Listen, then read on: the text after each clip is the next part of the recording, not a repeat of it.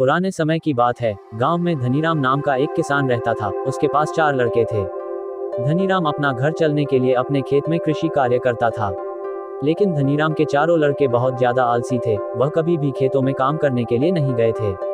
वह सारा दिन अपना समय गांव में इधर उधर बैठकर बिताया करते थे। एक दिन धनीराम अपनी पत्नी से बोला कि आज तो मैं जिंदा हूं तो सब कुछ सही चल रहा है, मेरे बाद कौन खेती करेगा? हमारे बच्चों ने तो आज तक खेतों में कदम तक भी नहीं रखा है। धनीराम पत्नी ने इस पर कहा, कोई बात नहीं, धीरे धीरे यह काम करने लगेंगे।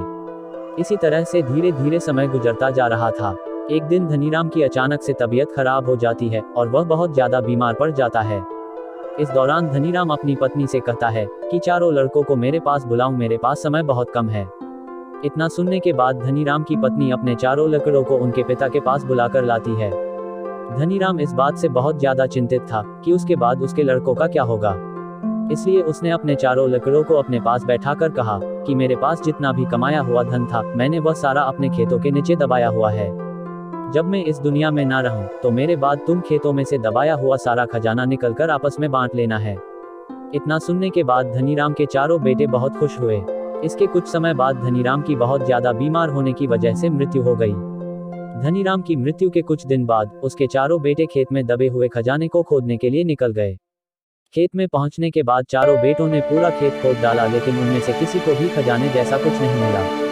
इस बात से वह चारों बहुत निराश हुए और उन्होंने घर आकर अपनी मां से कहा कि पिताजी ने खेत जो खोदने के बारे में बताया था वह एक झूठ था।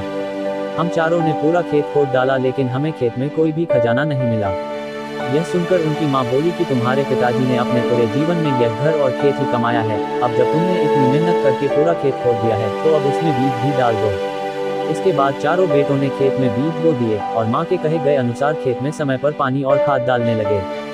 समय बीतता गया है और कुछ समय बाद खेत में फसल तैयार हो गई। फसल काटने के बाद चारों बेटों ने फसल को बाजार में बेचा और उससे जो भी पैसे मिले उससे उन्हें बहुत खुशी मिली। इसके बाद जब चारों बेटे घर गए तो मां ने कहा कि बेटा, तुम्हारे पिताजी तुम्हें यही समझाना चाहते हैं कि जो हम मेहनत करते हैं उसके बदले में ही हमें खजाना मिलता है।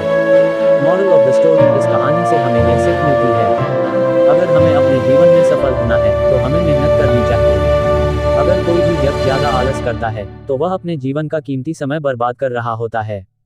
आपको हमेशा अपने जीवन में सही दिशा में मेहनत करनी चाहिए।